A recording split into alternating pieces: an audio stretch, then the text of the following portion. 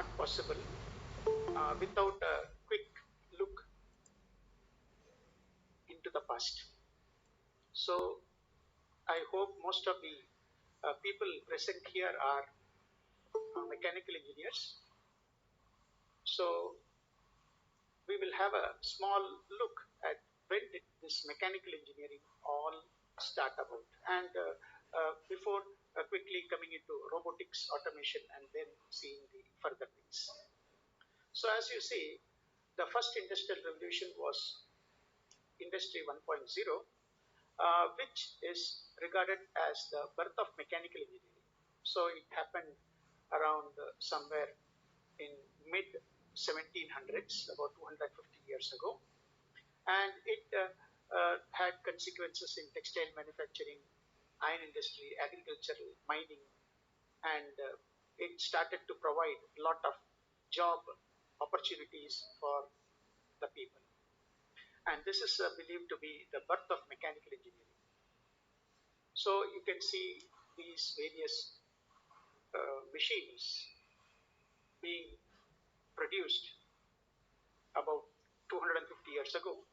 The spinning jenny, the steam engine, and also the first iron bridge. So before that, all the bridges were made of rocks and cement, and the iron started contributing to engineering around 1781 in the form of a bridge. And also we can see that the one of the first lathe machines. So you can see that lathe is so important in mechanical engineering. So it was made in the year around 1800s. Although today, if you see, the lathe machine has been upgraded to CNC machines, and even artificial intelligence has entered the CNC machines, so that we can just operate machines through our voice commands. Then we have Liverpool, Manchester railway lines, which were started in around 1830. Then the first underwater tunnel made in 1843. Then we come to Industry 2.0, which is widely regarded as the birth of electrical engineering. So till the second half of 1800s, that is around 1850s and above, it was regarded as the domination of mechanical engineering. And 1850s onwards, electrical engineering also started playing a role, and it resulted in extensive railroad, telegraph networks, and electricity, and we had bulbs which allowed us to work at night. So till that time, people used to sleep as soon as nightfall happens, and they were forced to work with candles and other kerosene lamps. But with the advent of electrical engineering, the working hours started increasing, and the production also could be increased because of late night work. So again, you can see that it was a period of great economic growth because the working hours started increasing, and there was also an increase in productivity. But there were some problems of unemployment because of the increased use of machines, which caused some of these factory workers to become unemployed. So then we can see that the revolutions around 1800s were telegraph, then the Bessemer converter used to produce steel, then the German railway started around 1895, then the electric bulbs got patented by Thomas Alva Edison, and then the induction motor was invented by Nicholas Tesla, and we can see that the first ships, large passenger and cargo ships, like Kaiser Wilhelm was made during the later part of 1800s, closer to 1900s. Then we have the Benz company starting in 1885, and we can see the humble origins of that company. Although today it is known as a luxury car company, producing very high-end cars in safety, comfort, and uh, you can say engine power. Then Ford came up with a quadricycle, and Ford started the first assembly line in 1930. Then came Industrial Revolution 3, which is also known as the birth of electronics engineering and computer science engineering. So first we saw that around 1750s, mechanical engineering was born. Then after about 100 years later on, from 1850s, electrical engineering was born. Now the third industrial revolution, that is from the mid of 1900s, say 1950s and further, uh, there was the birth of electronics engineering and computer science engineering, which is also called as the digital revolution. So various products came to be invented, like the computers. Then Boolean logic came to occupy a place for making the softwares or to play a part in the software development. And then supercomputers got developed, and the human brain began to be made artificial. Then, as we see here, there was Charles Babbage, known as the founding father of computers, and he did it around early 1800s. And his defense, as you can see here, had about 25,000 parts, and it weighed about 13.6 tons. So it was a lot of effort because he had to produce several thousands of components, and he had to assemble it to produce a proper output. So the difference engine in, so the next figure we can see the difference engine as he made in 1831. And then it was followed by an analytical engine, which he made in 1837. So at that time itself, he had brought out concepts like sequential control, branching, and looping. Then came Ada Lovelace, who is regarded as the first programmer, and the picture in the center is regarded as the first software algorithm. And she lived for a very short time. But in the meantime, she impressed upon Charles Babbage the necessity for having proper programming languages so that his computer could be made more efficient, because Charles Babbage's inventions were all mostly hardware, and with Ada Lovelace's software program, the efficiency of his computers increased. Then we can see here in 1950s the birth of artificial intelligence also, made possible by a scientist Claude Shannon, and he in 1950 he successfully made a mouse come to the center of a maze. So this was one of his first experiments in the domain of artificial intelligence. Then we have today what is the transistor, and which is regarded as an artificial neuron. So people started to make artificial brain and artificial intelligence. So to make artificial brain, they required transistors, so they used transistors. And for the development of the transistor, William Shockley and team, like including John Bardeen and Walter Brattain and Bell Laboratories, got the Nobel Prize in Physics. Then it was the transistor was further modified as MOSFET in 1959. And robot noise made the first IC chip, and the first microprocessor was made by Intel also in 1969. Then once the microprocessor got invented, then a lot of computer companies like Apple got into it, and they started making the computers.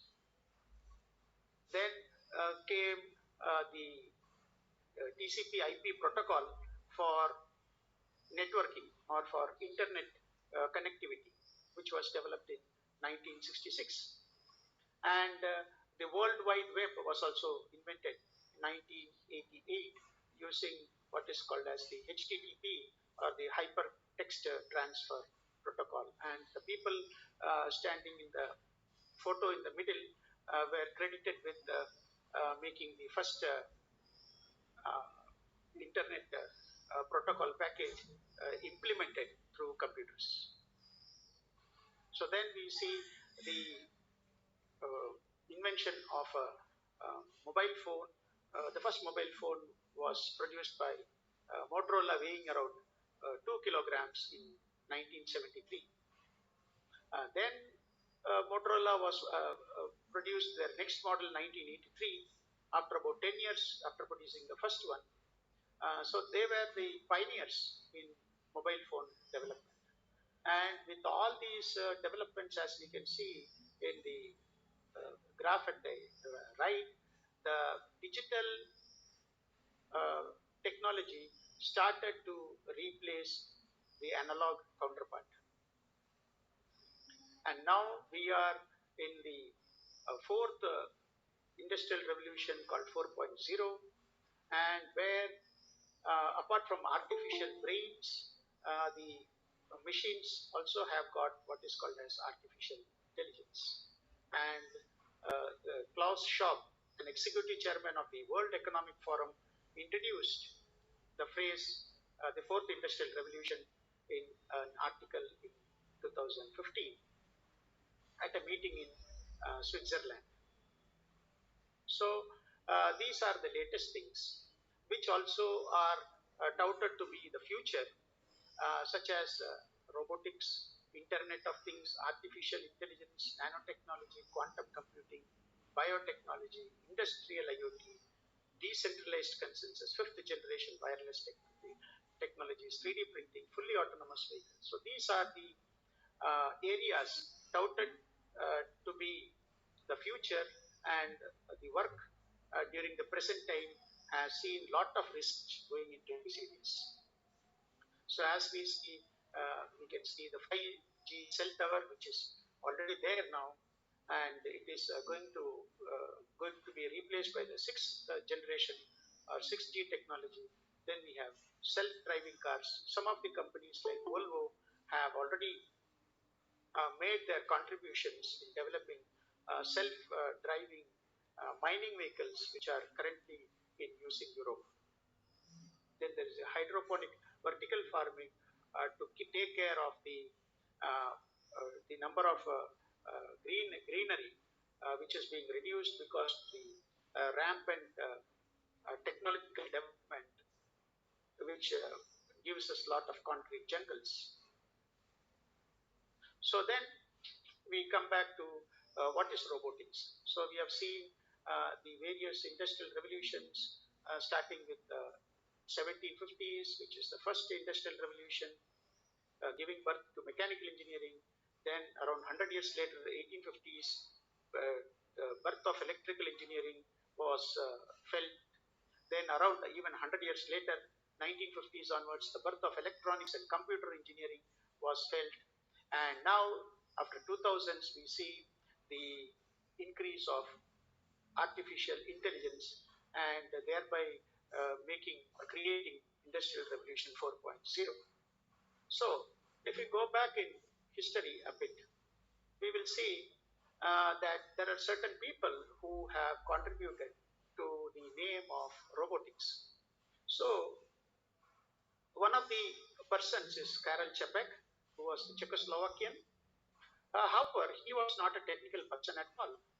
He was a dramatist who used to write plays and dramas, and he staged his first play uh, relating to robots in 1921, about 100 years earlier, and the play was called as Rossum's Universal Robots.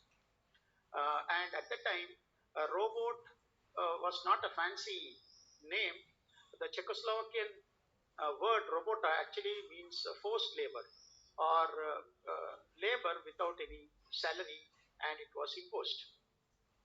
So the people who are actually robots were just like people or slaves who were just working without any salary. So in that play, uh, about 100 years ago, Karel Čapek uh, assumed that there were robots which were not made using the conventional motors, but his concept was that the robots were grown organically in a chemistry laboratory. So we can see in the photo the three people at the right were robots, and the two people towards the left of that photo are human beings, or they were the owners and supervisors of the factory, which was made uh, or which created these organically grown robots. But in the play, towards the end of the play, the robots started killing the human beings, and they start to dominate the world. So that was the message of this play. And again, uh, the name robot got further pushed by another playwright, Isaac Asimov. He was also not a technical person. He was also a playwright. He was also a novelist. And in his short story Runaround, which he published in 1942, he introduced the three laws of robotics, just like we have the three laws of motion by Sir Isaac Newton. So these laws are saying that the first law tells that the robot should not injure a human being. In the second law, the robot should not listen to a human being and to injure another human being. And the third law states that a robot can protect itself, but if another human being is in danger, then at that point it should not worry about itself, but it should protect the human being. And the fourth law was that the word humans are replaced by humanity.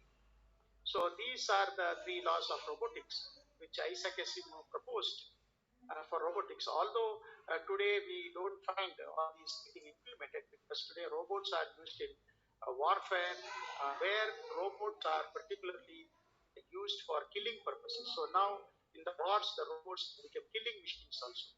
But the laws of robotics was totally against this.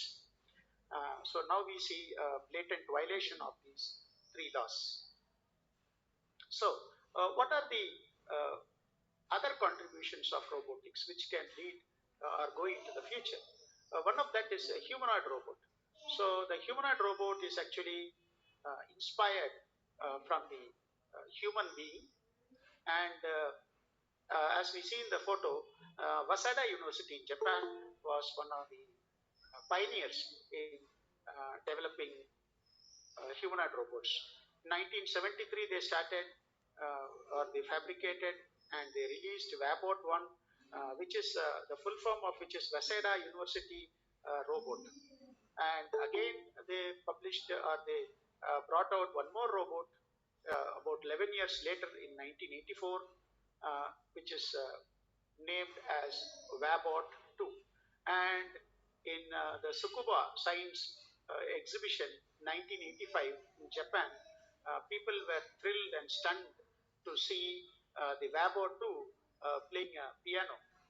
So that is one of the spectacular or revolutions which happened in the field of robotics. And inspired by this Waseda University Wabot 2 playing a piano 1985 exhibition, Honda Corporation managed to see it, and they also got inspired. And they started producing a series of walking robots, which started with the model E0, which they produced in 1986. But at the time, it was just only two legs. The torso and the head was missing, even the hands were missing. But slowly, they started to introduce the torso, the hands, and the head also in their various models from E1, E2, E3. And by the time they came to 1996, they introduced Honda Corporation, introduced the P2, which had two legs, two arms, a torso, and even a head, with the cameras playing the role of the eyes. And finally, in 2000, as a mark of respect to the novelist Isaac Asimov, they named their humanoid robot as Asimov. And for the past 20, 25 years, Honda Corporation has been slowly developing more and more advanced walking humanoid robots. So we can see that the humanoid robots are resembling very much the human beings. And the P2 was almost 6 feet in height, almost like a human being. But only thing is that at 180 centimeters, its weight was 210 kilograms. Normally, for a human being, a person of around 6 feet height, their weight may be around 85 to 100 kilograms. But in this case, the weight was almost two times 210 kilograms, which was appearing a bit odd. So Honda Corporation started working on the weight also. But this P2 could walk with sufficient stability, and it had a computer and battery on the body. And for all power transmission, instead of using the various mechanisms like belt drives or chain drives or even gear drives, they replaced everything and they used harmonic drives. And as we know that harmonic drives have got even better efficiency than the gear drives, because the gear drives also have play, but harmonic drives have got negligent play, and hence for efficient power transmission, harmonic drives are a better bet than gear drives. And as we know, gear drives are better than chain drives, and chain drives are better than belt drives. And this P2 robot had accelerometers, gyroscopes, and six-axis force torque sensors on the feet, so that it can walk with stability. But this problem of weight was there, that a 6 foot robot, how can it have 210 kilogram weight? Then they went on to modify. They produced a robot of 160 centimeter in height, but the weight got drastically reduced to 130 kilogram. And as we see, the Asimo, although the Honda Corporation named the robot after the novelist Isaac Asimov, still they had a full form for that, which is advanced step in innovative mobility, which is only about 4 feet tall at about 130 centimeter. But the weight is much more reasonable. Only it has reduced to 54 kilograms. So it is very much feeling and looking like a human being. So just at 4 feet tall, a normal human being also may have a weight of about 50 to 55 kilograms, and this robot was having a 54 kilogram weight. And for all this, they spent close to 25 lakh US dollars. And if you uh, if you just convert with the rate in rupees at that time in 2000, we can say that it comes to around rupees 18 crores. So Honda was the first company which took over this robotics development into a very industrial and practical state. Till then, the robotics was in universities, where the amount of funding, etc., was very limited, and mostly the robot development was done by the MTech and PhD scholars and the faculty, but their numbers were limited. But when Honda took it over, they established different departments, having numerous engineers, and they pumped in a lot of money. As we can see here, they pumped up to rupees 18 crores, and which finally resulted in Asimo robot being produced in 2000 with around 4 feet height and 54 kg weight. Then we have another company far away from Japan, which is in USA, and the company is Boston Dynamics, which has produced a very advanced humanoid robot, although it is having only about 20 to 28 degrees of freedom. As we know, a human being is having about 140 degrees of freedom. So compared to that, Atlas, which is having about 28 degrees of freedom, or an Asimo robot, which is having about 38 degrees of freedom, is much inferior to a human being. So if Asimo robot, as we have seen, 38 degrees of freedom robot, if it is requiring about 18 crore rupees to manufacture, then how much money should we spend to manufacture a humanoid robot to resemble a human having 140 degrees of freedom? It should be no less than rupees 100 crore. So that is the value we can assign to ourselves. People generally tell that human beings are worthless and very cheap labor. But to produce a humanoid robot of the power and having the degrees of freedom of a human being, as per the statistics spent by, or the statistics of the money spent by Honda Corporation, we can say that human being should take at least no less than rupees 100 crore. And this robot Atlas was also a reasonable human sized 1.5 meter height and 75 kilogram weight, and it can lift a payload of about 11 kilograms. It also had battery power and had hydraulic actuation for moving its arms and legs. It also had eyes which were composed of cameras having 3D stereo vision, and also LiDAR sensors for mapping and localization purposes.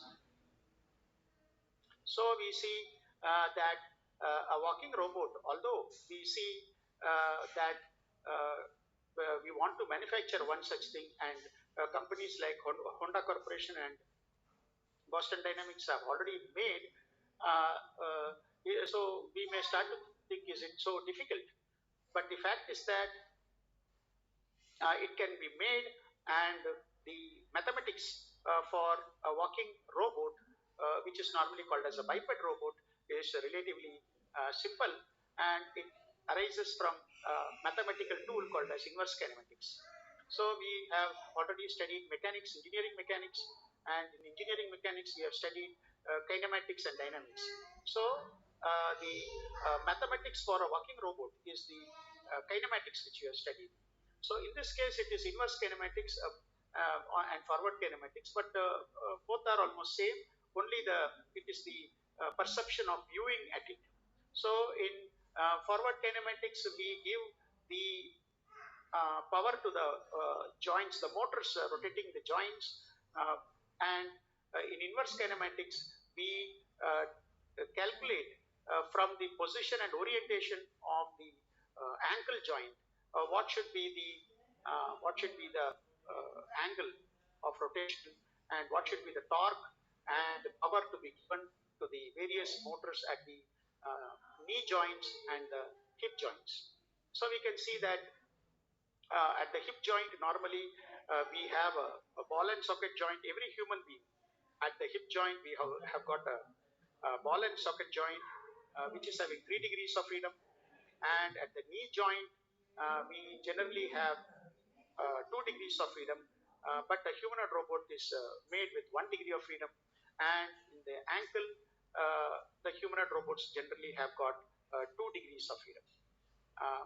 3 degrees of freedom is generally not inserted because it is much more difficult to control ball and socket joint than to control a 2 degree of freedom joint. So that is why most of the robots may have an ankle joint consisting of 2 degrees of freedom and a knee joint consisting of 1 degree of freedom, although the hip joint will be 3 degrees of freedom. So that is why we see that operations concerning the hip joint in human beings are much more costlier and complicated than the knee replacement surgery.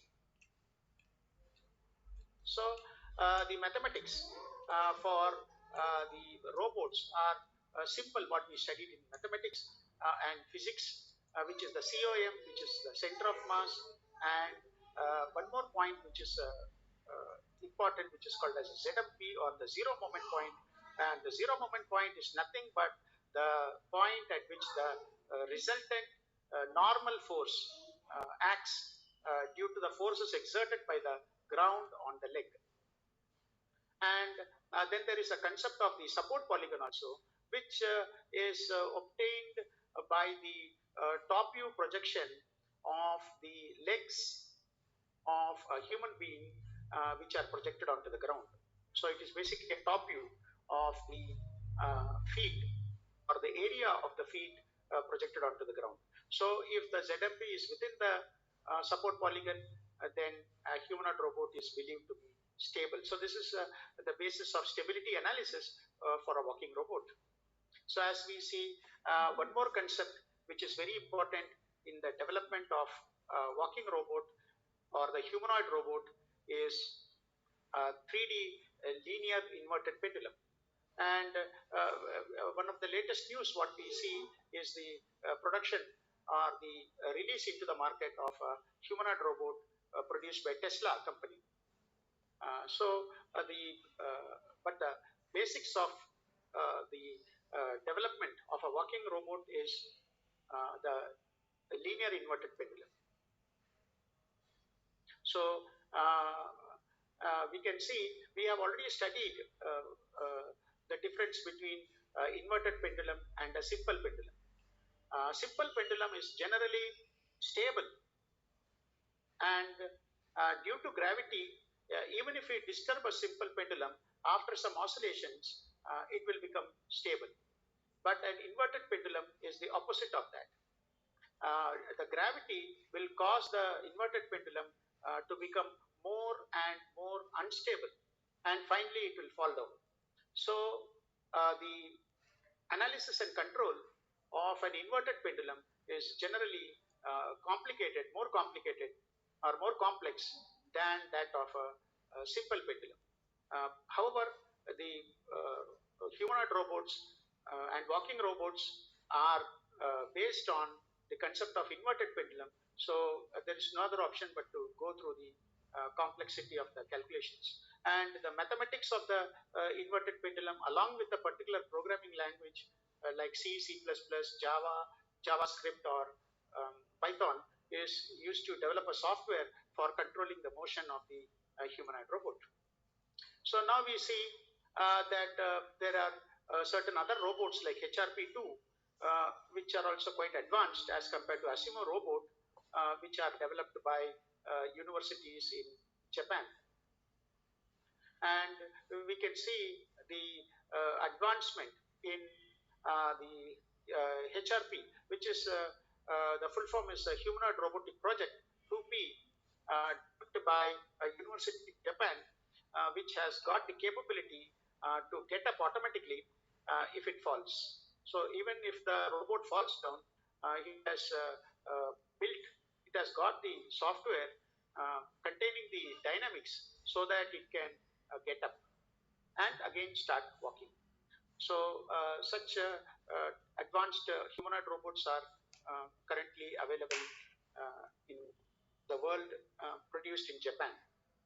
So again, if we ask what is the again some more mathematics, if we require to model motion of a humanoid robot, it is the motion of a rigid body in gravity-free space. So we can initially model a humanoid robot to be moving in gravity-free space, and again to make a realistic model, we can design the robot to be in gravity. But when we consider the case of a gravity-free space, the equations will be lighter and simpler, but it will be slightly far away from reality. But with this concept, with this development of equations, then we can again come back to the concept where gravity is introduced in the system and the motion is gravity dependent. That is, acceleration due to gravity also comes into the picture. Then we have other robots compared to Asimo like HRP1, which can be seen going down the stairs, and in the bottom figure we see the HRP-1S driving a backhoe. Actually, backhoe is the other name for JCB. We have JCBs here.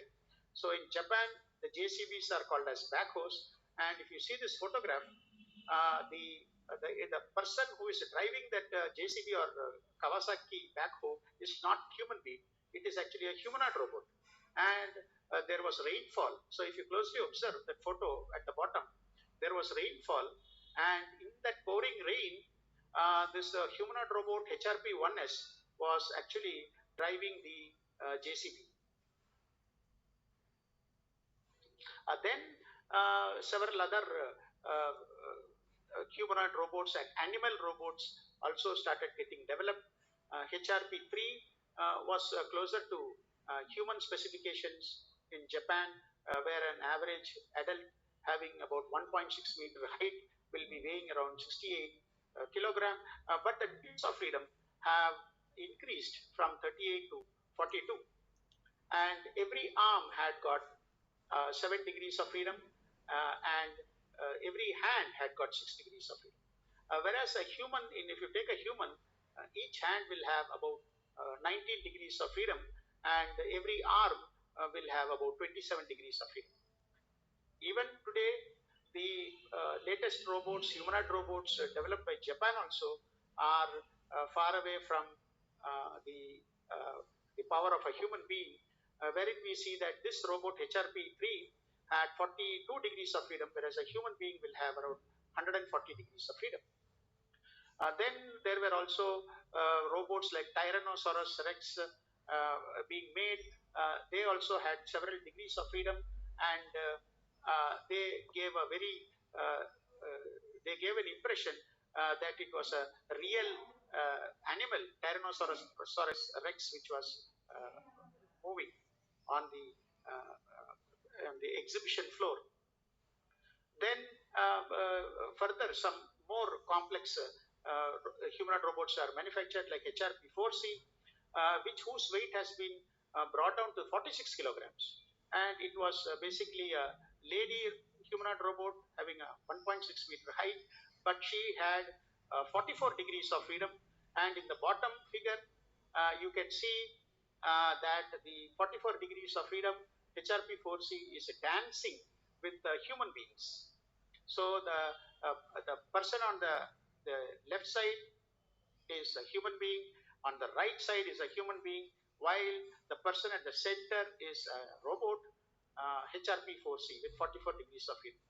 And the dance performance was such that the HRP-4C made a very impressive performance in making movements comparable or very identical, very close to the human dancers. So that is some of the latest achievements in humanoid robots. So now I will just come to some of the achievements and societal applications which we have also done. So one of the first thing is we have developed artificial fingers using soft materials. So in soft robotics, which are which are called fluidic actuators, but with a simple technique of eccentric hole positioning. So you can see that although it was not able to lift very heavy weights, but finally we could achieve some 300 to 400 grams with the soft robotics it could lift. Although, but that was a 3-bar pressure. It was a pneumatic finger, a robotic finger which we created up to 10 degrees of freedom per hand. We also created robotic hands which are pneumatic, and 10 degrees of freedom hands which could lift about 400 to 500 gram weight, but with a maximum pressure of about a 5-bar pressure. We could not go beyond that because the fingers were actually bursting. So these are some of the things. So here, what we see, we come to the advancements in the sense that in soft robotics. So soft robotics is actually slightly more complex than rigid robotics, hard robotics, in that the material properties are all highly nonlinear. So when you have material properties which are non-linear, then with the metallic links of the robots which are linear and have an elastic limit, these robots are slightly more difficult to analyze and build. So one of the things which comes into soft robotics as compared to hard robotics is the development of pneumatic artificial muscles. Now, what are these pneumatic artificial muscles?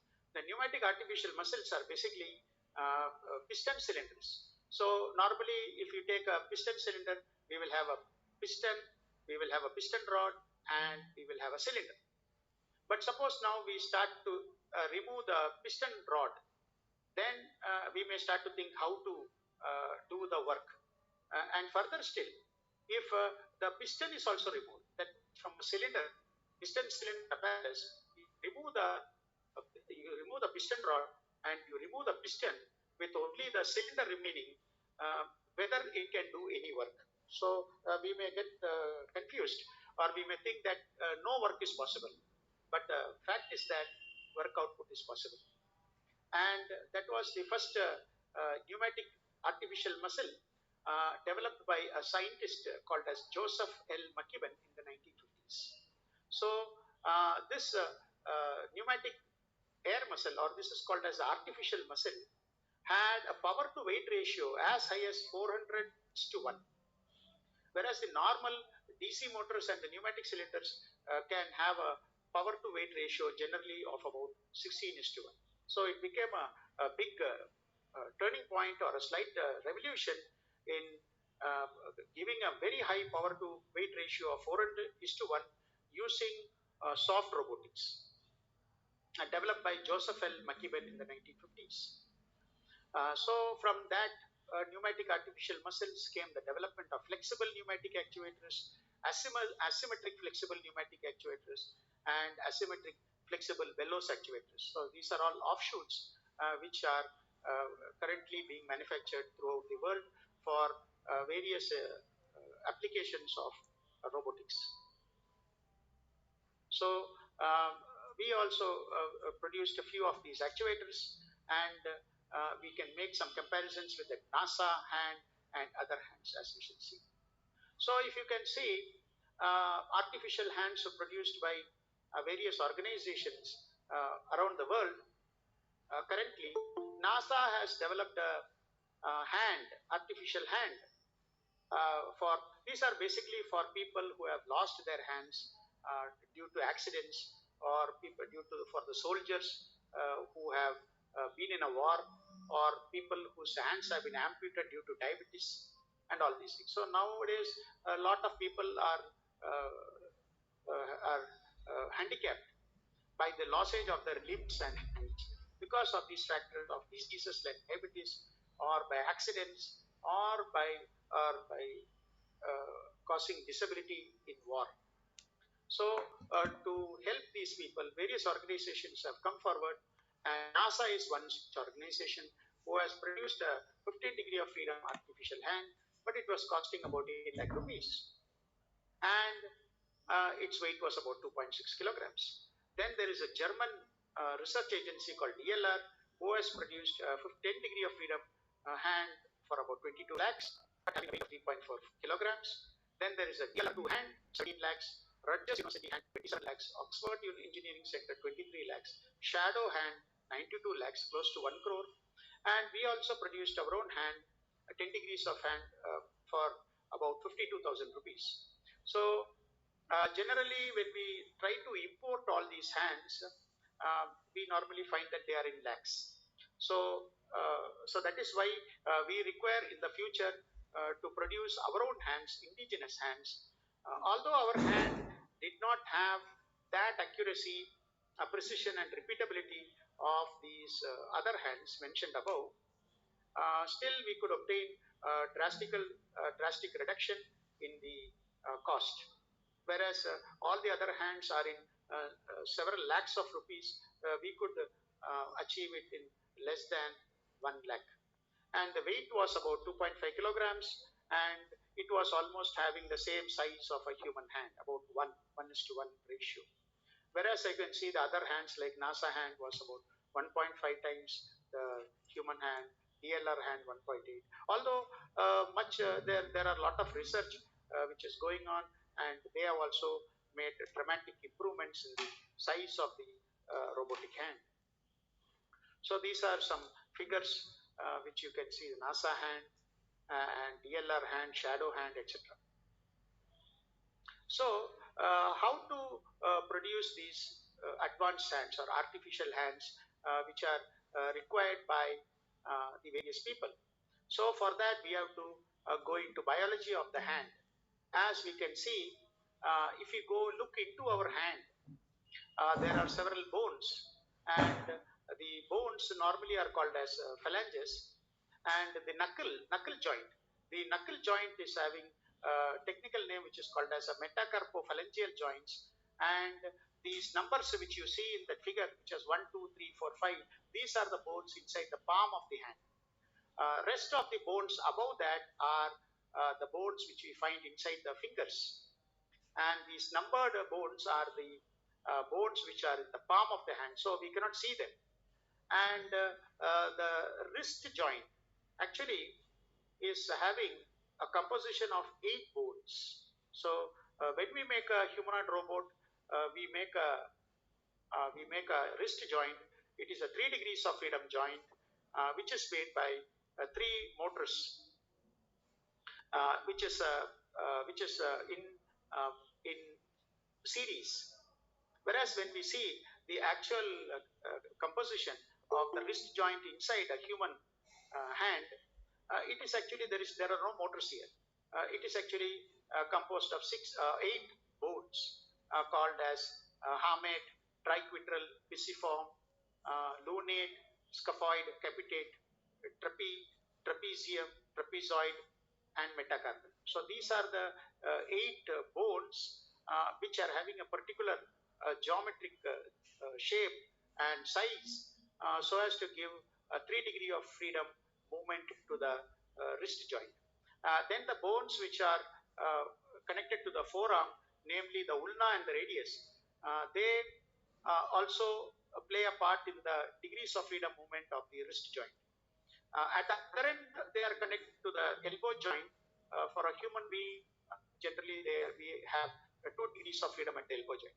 So we have got 3 degrees of freedom motion at the wrist joint and 2 degrees of freedom motion at the elbow joint. And the links which are connecting these 2 joints, namely the wrist joint and the elbow joints, are the ulna and the radius. And out of that, the radius is the bigger bone and the ulna is the thinner bone. So we can see here the different bone structures which are forming the hand, the fingers and the wrist joint. Till the wrist joint we call it as a hand. Then the ulna and the radius, they comprise the forearm, and the humerus comprise the upper arm. So these 3 components, namely the hand, the forearm and the upper arm, together make the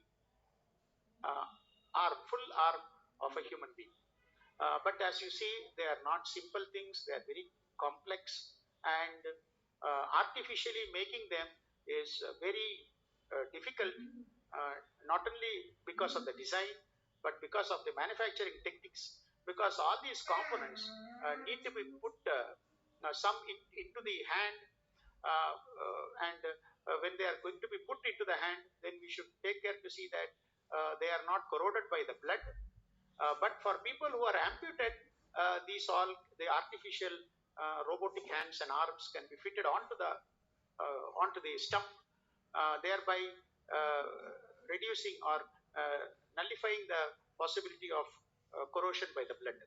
So it can be a combination of hard robotics and soft robotics.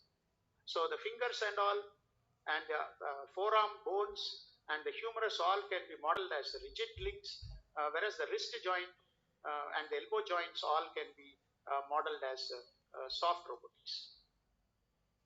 So we can see one of the shadow hands which has come very close to the human hand, and they produced it in around 2020, a few years ago, with 24 degrees of freedom hand. You can see this is a kinematic layout of the shadow hand, which has come very close to the resemblance and the function of a human hand. So, but this hand is around, at the time it was 92 lakhs, and today we hear that it has crossed rupees 1 crore. So, just for this one hand, although it is coming very close to the human hand, it is costing about rupees 1 crore. So, it is not affordable by the is not affordable by the normal people. Only extremely rich people can afford these hands. So there is a lot of possibility for the future in robotics and automation for students and faculty and engineers to make human hands, these robotic artificial hands, which are much cheaper. So we cannot afford to stay here where these human-sized hands are costing 1 crore, but we need to reduce by a factor of 100, and all these hands have to be available at a cost of less than rupees 1 lakh. So these are the kinematic layout of that hand, which is one of the most advanced hands in the world, manufactured by Shadow Robotic Company. And these are the proportions. So you can see, if you combine soft robotics with hard robotics, what is the principle? So the normal fingers of the, as we can see the NASA hand or other hands, their hands, why it went into several lakhs of rupees is because each finger had, each finger was about 3 lakh rupees, and that was because the motors used at the finger joints were high torque and compact, very compact servo motors. So these high torque and very compact servo motors resulted in a huge cost, which resulted in each finger coming to around 3 lakhs. But in our case, each finger cost only rupees 50. But as I told, that was because of a mold design which we developed here, and because of this principle of eccentricity which we developed, wherein from one mold which is costing around 5,000 rupees, we produced about 100 fingers made of rubber, nitrile rubber, and if we can have about 100 fingers produced from a mold of around 5,000 rupees, the cost of a finger comes to around 50. But our accuracy, precision and repeatability was poor as compared to the foreign hands, but our finger is only costing about 50 rupees, made from nitrile rubber, the same rubber which we find in the manufacture of tires of the bicycles or motorcycles or scooters, cars and buses. So that nitrile rubber is actually very cheap. So if we make the fingers of the robots from the nitrile rubber, we have seen that it costs only rupees 50 rupees only, as compared to 3 lakh rupees for the foreign companies, but at the cost of accuracy, precision and repeatability. So this was the secret of having an eccentricity in the pneumatic finger, where the inner circle and outer circle are not exactly concentric, but they are eccentric. So so if you can see the literature, there are several scientists like Koichi Susumori who have developed artificial soft robotic fingers. We have seen there are also scientists like Yunya who have developed in 2004, and this is a basic principle. So if you want to have a finger which has to bend, our eccentric design was sufficient. You don't require any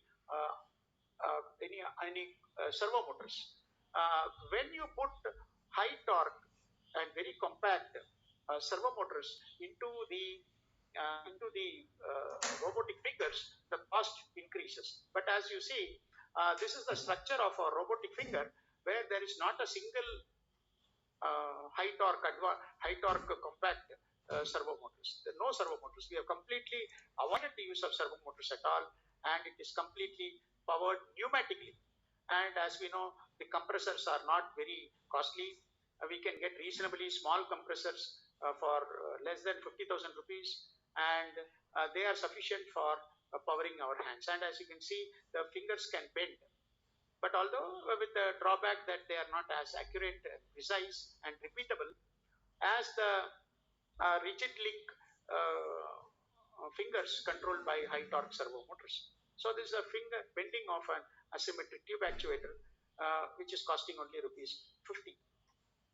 So these are the bending which we can see.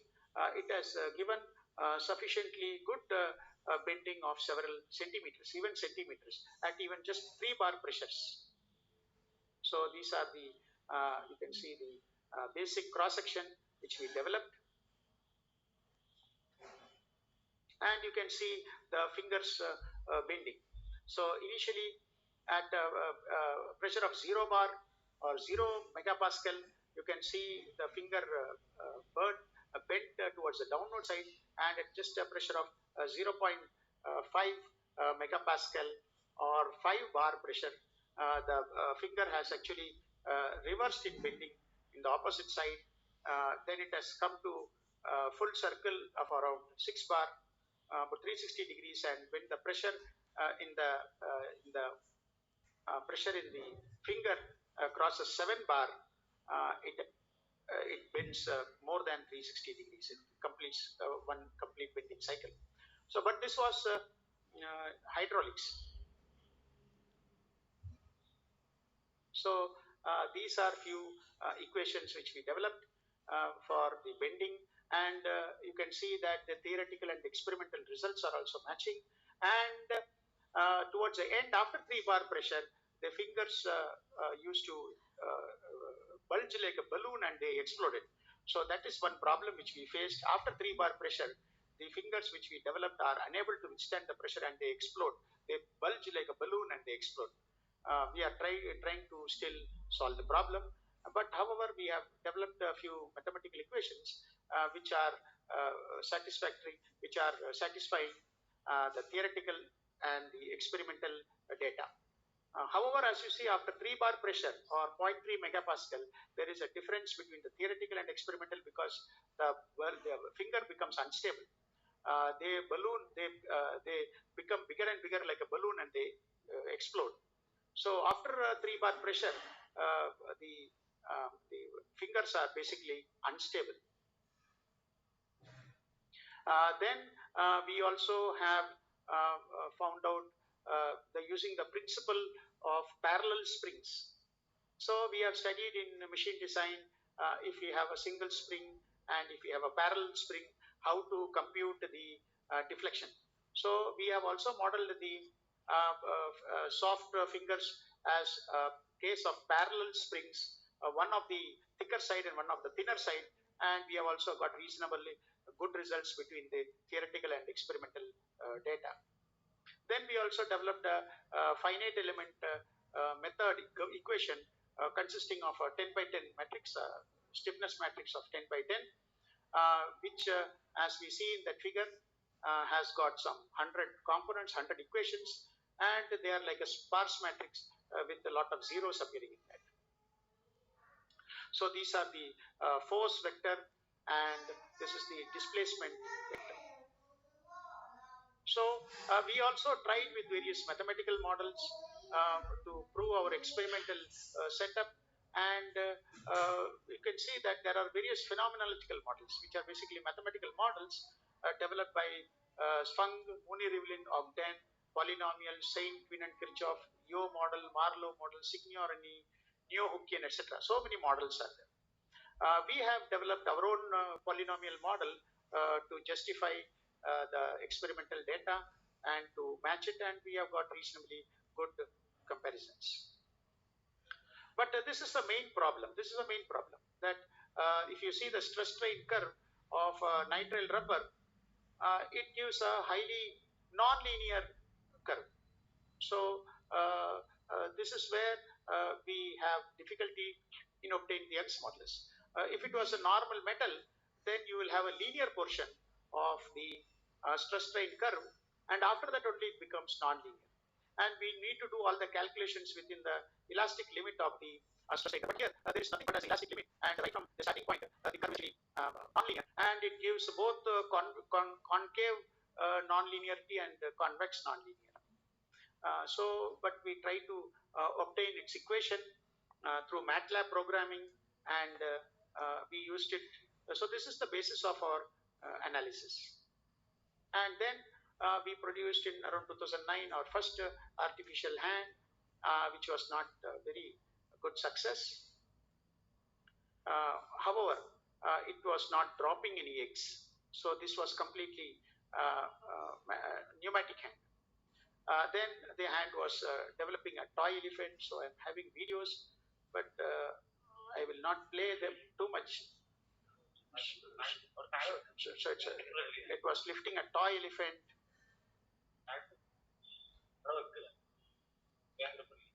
So people who are having internet issues may not be able to see the continuity of the videos. So this is one of the videos which we took in 2009 of our first hand lifting the toy elephant.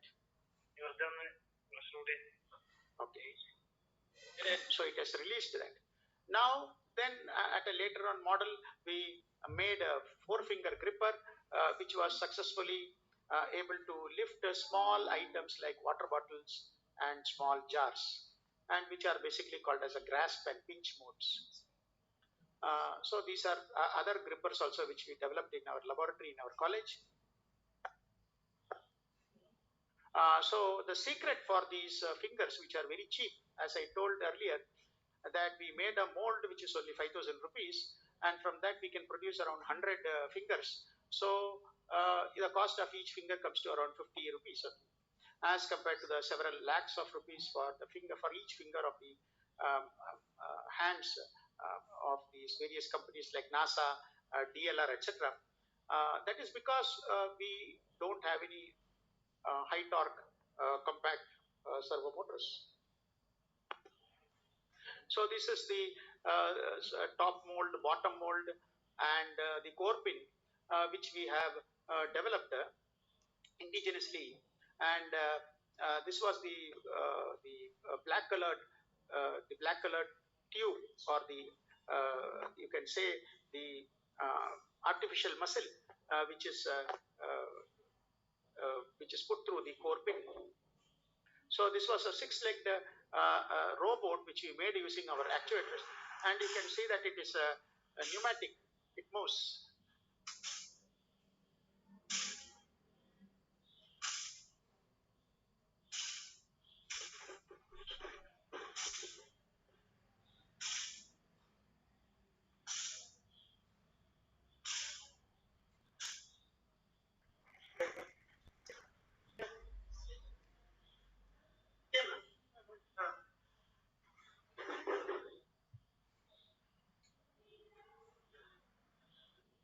Okay, so this is another gripper which we made, which you can see the bending happening. 3.5.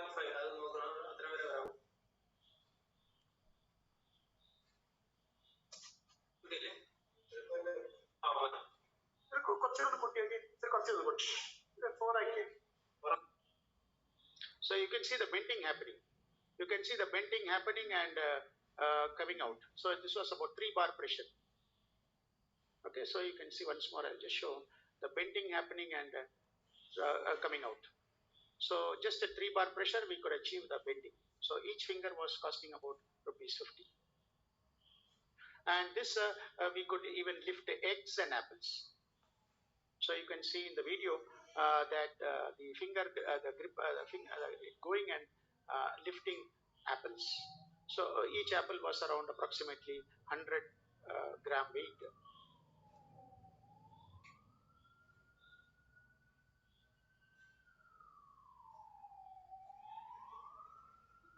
So you can see that the 4-finger gripper, based on our technology, has lifted successfully an apple of around 100 grams, and it is going to the other end, and it is placing. It has placed and come back. And it has also picked and placed eggs without breaking it. You can see that our hands are so delicate that it can pick and place eggs also without breaking it. So this was also a key point of achievement, where eggs picking and placing is a critical task. Generally, we have to have lot of force sensors. Generally, we have to have lot of force sensors to see that the egg skin is not crushed. But here you see without any sensors, the eggs are picked and placed without any breakage or damage to the eggs. So this also, then you can see the see the it lifting water bottles. So it is picked and placed water bottles. So it can go to places and it will place water bottles. And so then these are some other hands which we developed in 2011, aluminum hands having 5 fingers. Then we developed other type of actuators also in 2012 called as asymmetric bellow actuators. But these were slightly more costlier. These molds about 11,000 rupees. And also you can see that the left side figure shows an actual bellow, a fabricated bellow being bent at 3 bar pressure, whereas on the right side you can see the ANSYS deflection of the same bellow at 3 bar pressure. So we can see that the ANSYS simulation of the same bellow at 3 bar pressure resembles almost very close to the actual fabricated actuator. So these are the fabricated actuators. And these are, you can see the experimental and theoretical deflections what we have got. It almost matches very close. So these are other types of different combination of fingers produced with our actuators, and these are some of the ANSYS simulations of those fingers. And so then we made a 10 degree of freedom hand, so which is this one.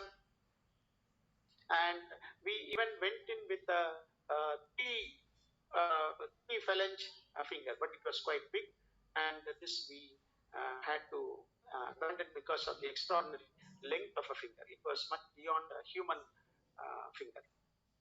So the various actuators which we made you can see from the left to right. The left one is the 50 rupee actuator, which was the most technologically less complex, and the actuators slowly going towards the right are more complex, but they had better bending capabilities, but they were costly,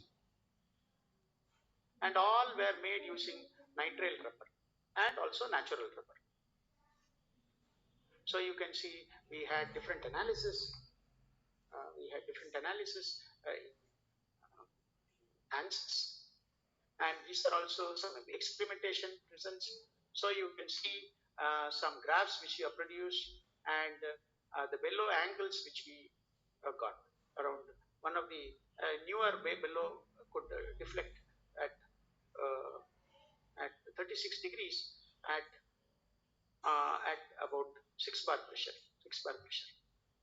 So as the pressure increases, it can lift heavier loads. So earlier you saw that it can lift an apple which is around 100 grams. Now it can lift even much heavier. So we could lift even objects about 300 to 400 grams. So these are some other graphs which we obtained where we got a deflection angle of 45 degrees. Then we had comparisons with natural rubber and nitrile rubber. And also we, now the actuators we coated with silicon rubber. So once we coat with silicon rubber, as you can see, it looks like an almost human hand. So such type of hands made with our nitrile rubber actuators can be put for artificial hands for people whose hands have been amputated. And with silicon rubber, it looks very close to a human hand. So we tested. Okay. So these are some of the hand operations which we tested using our hand after coating it with a silicone rubber, so it looks very close to a human hand. And these are some of the mathematics and the graphs which we obtained.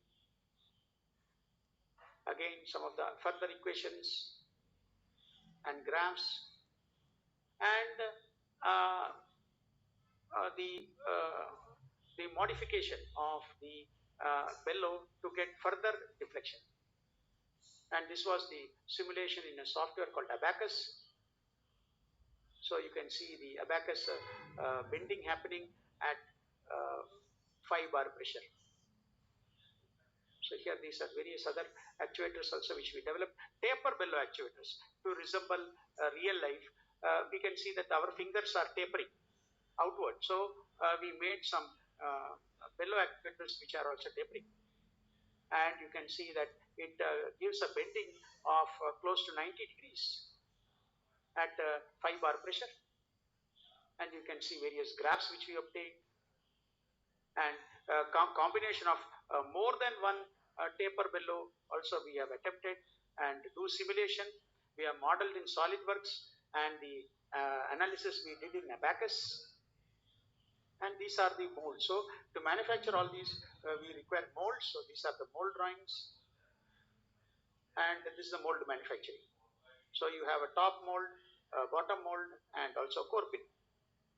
So this is the manufacture of the mold. We manufactured the mold using the electrical discharge machining, EDM process, electrical discharge machining, and then we used to put it in a hydraulic press at a temperature of around 150 degrees centigrade to produce our actuators. So you can see that in the hydraulic press, which is at the bottom, these rubber pieces are cut and put into the mold, and at a pressure of 150 degrees and 50 bar hydraulic pressure, we got finally our actuators which resembles like this, which is giving a bending angle of 91 degrees per actuator.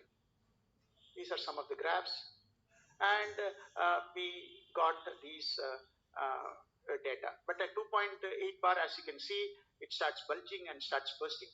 So the actual finger, we are unable to put beyond 3 bar pressure because it starts bursting, and maximum deflection we got about 93 degrees. So we have made various artificial hands, and this is the inner components of that hand. This is the electronic circuitry control system developed for these hands, artificial hands. And these are the various components of the linkages of the artificial hand. And these are the various grasping or holding of the artificial finger hand. So it was a 10 degree of freedom hand. So first one is a power graph lifting a box, then a foam, then a cellophane tape, and finally also a small object. These are various grasps called as power grasp, precision grasp, hook grasp, and tripod grasp. And it also lifts bottles and small tumblers. So these are some of the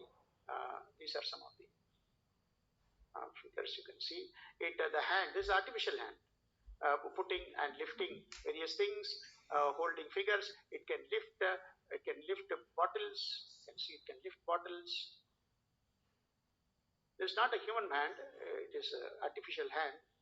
So it can lift bottles, it can lift small pouches, etc. It can lift small rods, etc.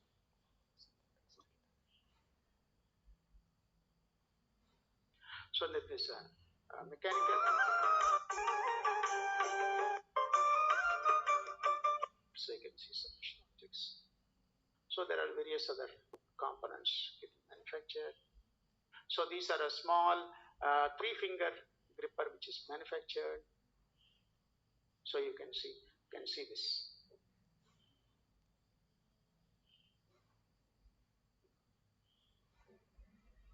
So you can see how it holds, how it bends and holds, etc.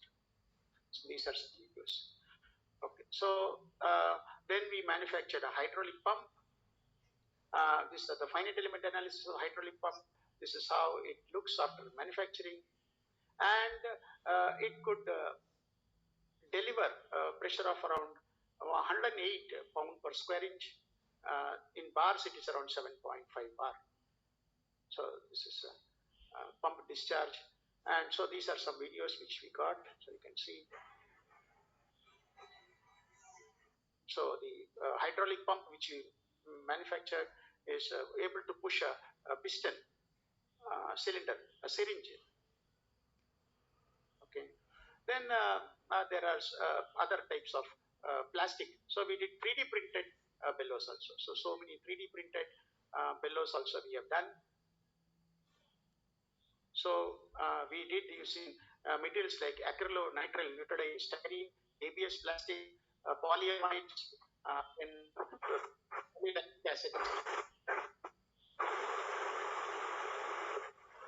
So these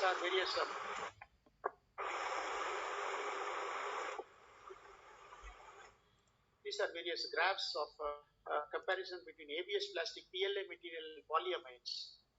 So these plastic materials can also be used for 3D printing. So these are all 3D printed artificial robotic fingers.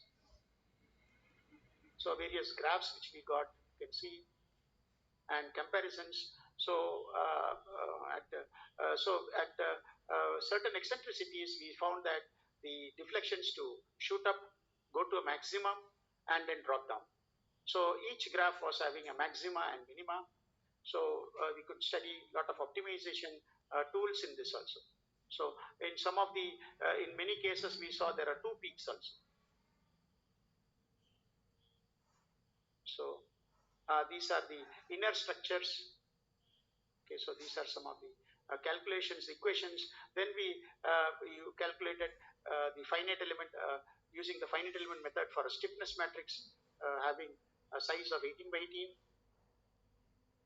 But we could not, we are in the process of verifying it. It is not fully complete. So these are again the graphs. So different types of actuators, graphs, which we have seen. And then we have designed a pressure vessel also, and we tried to test it because we wanted the wearer, the person to wear a pneumatic cylinder also, so that he can go, it should last, the pneumatic pressure in the fingers should be for at least 3 to 4 hours.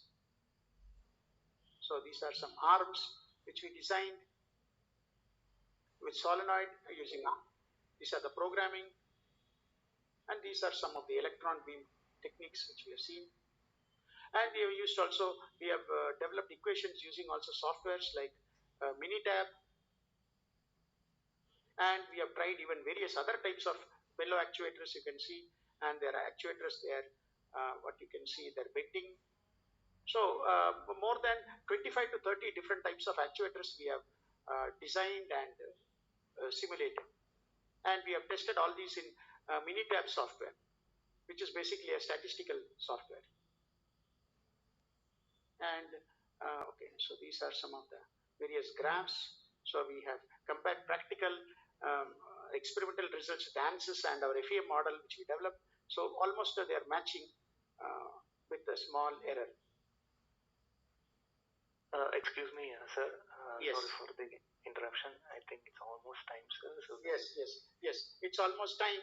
So we will wind up. Okay. Yeah. So we are coming to the close of it. So with this, so then there was another thing also, Amrita pressure gauge, which we developed. So I'm not going into it. So these are all things which we developed here, and we try to reduce the cost. So all these can be used in the future. In all these cases, the future should depend on indigenous or make in India, which we are trying to implement from our side. Okay, sir. So as the time is up, I will stop here and I will go for a question answer session.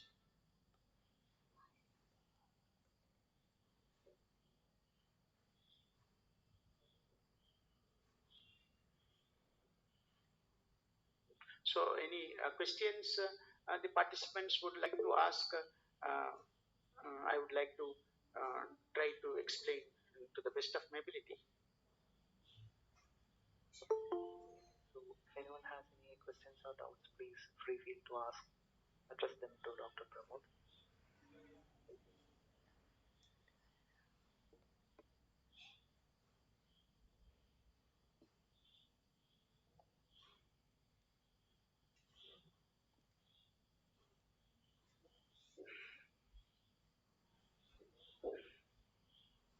So our aim is that when we start importing, the costs are in several lakhs. But when we start to manufacture it indigenously, we are finding that the cost is coming to, we can make a drastic reduction in cost.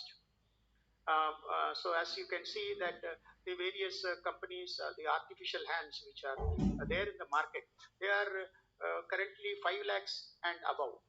Our hand has come to about less than 1 lakh, but the problem is accuracy and precision, which we are trying to improve.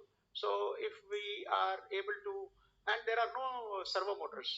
So one of the key components of increase is the high torque, very compact servo motors. So in our design, we have completely avoided such motors due to the that cost has fallen drastically. And also the material which we use for our soft robotic fingers is nitrile rubber, which is very cheap and available. So as you see, those rubber are used in the scooter tires, car tires, truck tires, and all those. So it is very cheap material. It is easily available. So the procuring of the material is also not complex, and the manufacturing of the mold is also not very costly. So manufacturing of such fingers, robotic fingers, should not be a big challenge. And I think the key challenge what we are facing now is the precision and accuracy part of it. Maybe when we try to solve it, the cost may slightly increase, but still we may be able to have a much high difference with the hands which are obtained, which we purchase due to importing from various countries.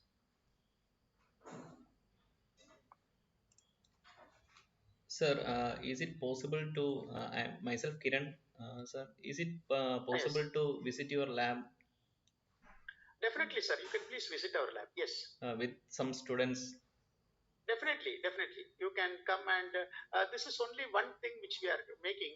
There are other types of products also which we have made, like a SCARA robot we are developing. Then 2 degree of freedom rover using LabVIEW controller and MyRio controller, LabVIEW software and MyRio controller. Then we have prepared several types of drones. Then we have controlled or made a 5 degree of freedom robotic manipulator arm and so on. So there are various other products also which I have not covered in this. Only this product of an artificial hand I have covered. So when you come to our lab, sir, we can show you many of the other products also which are currently under development. Yes, thank you. Thank you, sir.